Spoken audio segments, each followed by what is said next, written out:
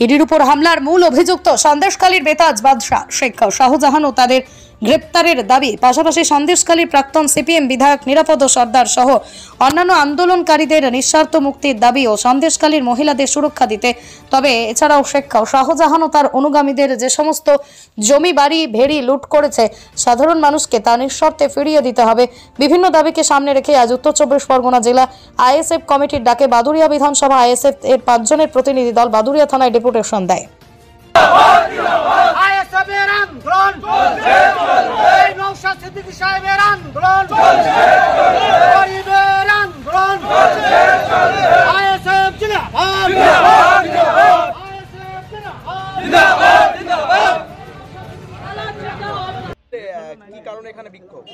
আমরা যে কারণে বিক্ষোভটা করেছি কারণটা হলো সন্দেশখালী অসহায় মা বোনেদের উপরে যে অত্যাচার হয়েছে, তাদের ইজ্জতহানি হয়েছে, অবিলম্বে সকলকে গ্রেপ্তার করতে হবে এবং আইনত তাদের দৃষ্টান্তমূলক সাজা দিতে হবে।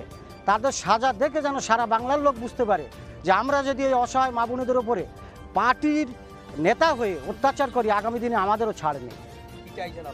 আমরা তার পূর্ণাঙ্গ তাদের দোষীদের সাজা চাইছি। আমাদের মূল কর্মসূচি যেটা ছিল সেটা আমরা বলি। মূল কর্মসূচি হচ্ছে প্রধানত যে নাটের গুরু এই সন্দেশখালীতে যে রাহাজানি করেছে, যে নেতারা তৃণমূল কংগ্রেসে, তাদের যে বস সেই শেখ শাহজাহানকে আজও পর্যন্ত পুলিশ অ্যারেস্ট করতে পারলো না।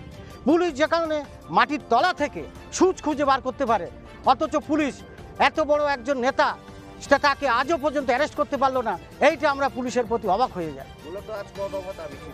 আমাদের 8 দফা দাবি ছিল।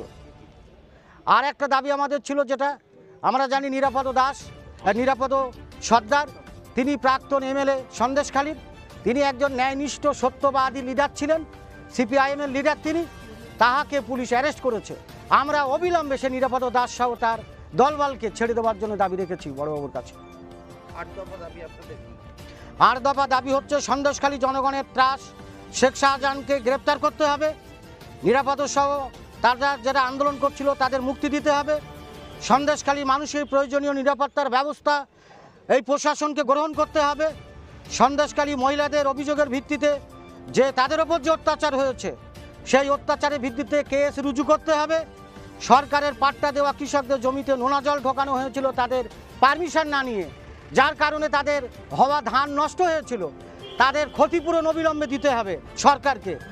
আদিবাসী সে সমস্ত এলাকাবাসী চাষের জমি দখল হয়েছে। আমরা জানি আদিবাসী যারা আমাদের সারা ভারতবর্ষে এই জঙ্গলকে কেটে অনাবাদী জমিকে যারা আবাদি করেছে, তারা জীবন চলে গেছে বাঘের গালে, সিংহের গালে। তাদের উপরে আজকের অত্যাচার করছে তৃণমূল কংগ্রেসের নেতারা। তাদের জমি অবিলম্বে ফেরত দিতে হবে, এটা আমাদের দাবি। আর সন্দেশখালী মহিলাদের যে ওপর যে অত্যাচার হয়েছে তাদেরকে আইনত সাজা দিতে হবে এবং দৃষ্টান্তমূলক সাজা দিয়ে মানুষকে দেখাতে হবে আগামী দিনে যেন মহিলাদের উপর এরকম অত্যাচার না হয়। আমার নাম আমিরুল ইসলাম।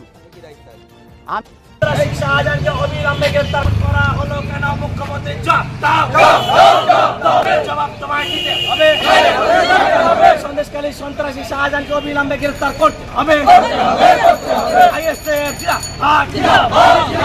সন্দেশখালী মা বোনদের ইজ্জত হরণ করা হলো কেন? মুখ্যমন্ত্রী জবাব দাও। সন্দেশখালী অসহায় মা বোনদের পাশে আইএসএফ লড়ছে, লড়বে। সন্দেশখালী মা বোনদের হয়ে